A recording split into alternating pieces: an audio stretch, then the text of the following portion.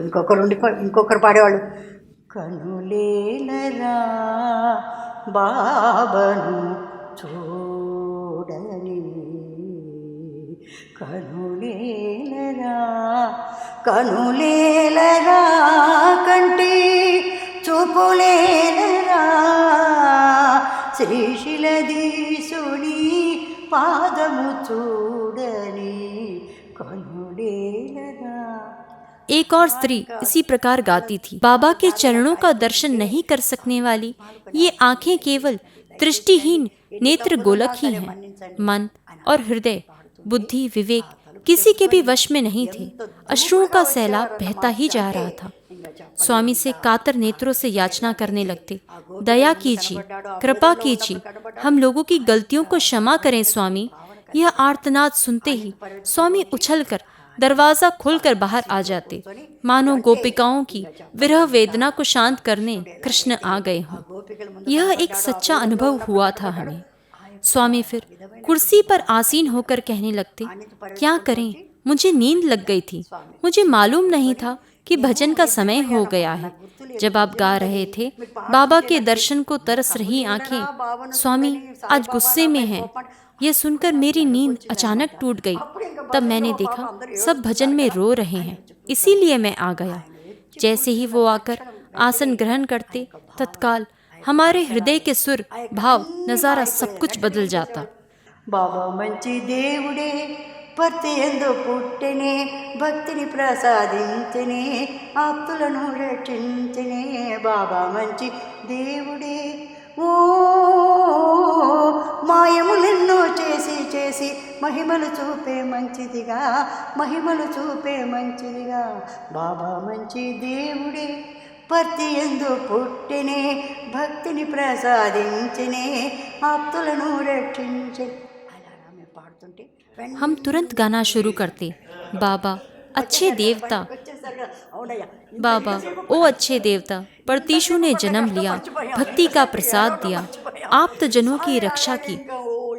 अब तो बाबा आ गए, इतनी देर का वियोग हम भूल गए, रोना भूल गए। स्वामी के आते ही जबरदस्त आनंदित हो जाते थे, बातों में जोश आ जाता था। अब सारे विषाद बर्फ की तरफ पिघल जाते थे। जब स्वामी अनेक लीलाओं के माध्यम से हमारे विश्वास को मजबूत कर रहे हैं, तो फिर कभी कभी हमारा विश्वास बर्फ की तरफ पिघल जाता है। क्यों? इनमें ऐसा कौन सा रहस्यमय आकर्षण छुपा हुआ है?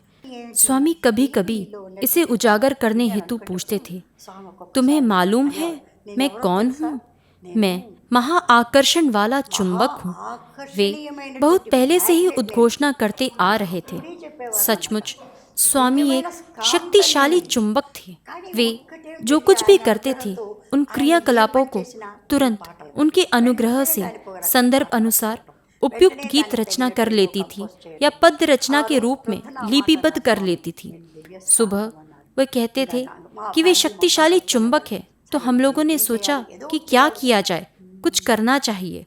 स्कांतं कदमन बाबा श्री दिव्य स्कांतं कदमन बाबा दैवस्कांतं కదమన బాబా. దీనిని తెలిసిన మనుజుడే ధన్యుడు కాడా.